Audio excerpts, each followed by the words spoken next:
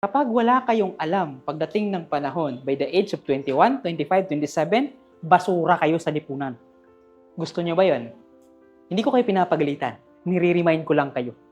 Nababang bata kayo, mag-accumulate kayo ng mga skills na dapat na pagdating ng panahon magamit ninyo.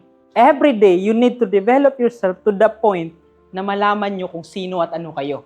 So ang tanong ko ngayon, anong pagkaiba ng 15 na kayo pagdating ng 30 na kayo? Kung ganyan lang ng ganyan, umupo lang kayo, wala kayong gagawin sa buhay nyo, puro reklamo, puro mahirap.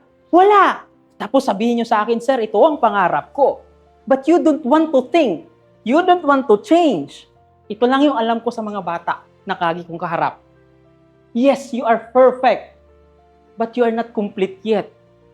Perfecto kayo kasi ginawa kayo niya. Ang problema, hindi pa kayo buo. Hindi pa tayo buo. So wala tayong dapat gawin, kundi what? I-develop yung sarili natin. Kapag natatakot tayo, sumubok tayo. Pag hindi natin alam, alamin natin. Nagets nyo yung punto? So wala kayong choice kundi i-improve yung sarili nyo. Ulitin ko. You are perfect. But you are not complete yet. The question right now, anong ginagawa ninyo para matuto, ma-develop yung sarili ninyo? Hindi puro reklamo. Ngayon, hindi masakit kasi bakit? Walang magsasabi sa inyo, 15 years old, walang bata. Wala. Walang magagalit sa inyo. Kasi bakit? Binibaby pa kayo. Pero pag umabot kayo ng 21 at wala kayong alam, hindi kayo makapagtrabaho. Pag mag-apply ng trabaho, tatakbo kayo. Kasi bakit? Kakausapin nyo yung applyan ninyo, ayaw nyo kasi matakot kayo. Wala. Kapag wala kayong alam pagdating ng panahon, by the age of 21, 25, 27, basura kayo sa lipunan. Gusto nyo ba yon? Hindi ko kayo pinapagalitan. Nire-remind ko lang kayo. Nababang bata kayo, mag-accumulate kayo ng mga skills na dapat na pagdating ng panahon magamit ninyo. Pero paano kayo makaka-accumulate ng skills? Punta dito, tanggap baon, upo lang dyan. Masakit ito, pero yun yung katotohanan.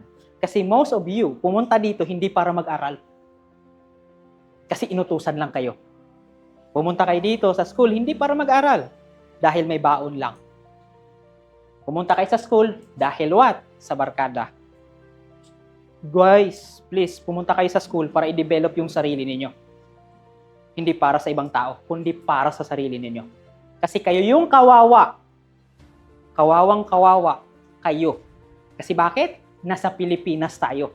Ang tingin ng tao, promise, ang baba ng tingin ng tao sa'yo pag hindi ka nakatapos.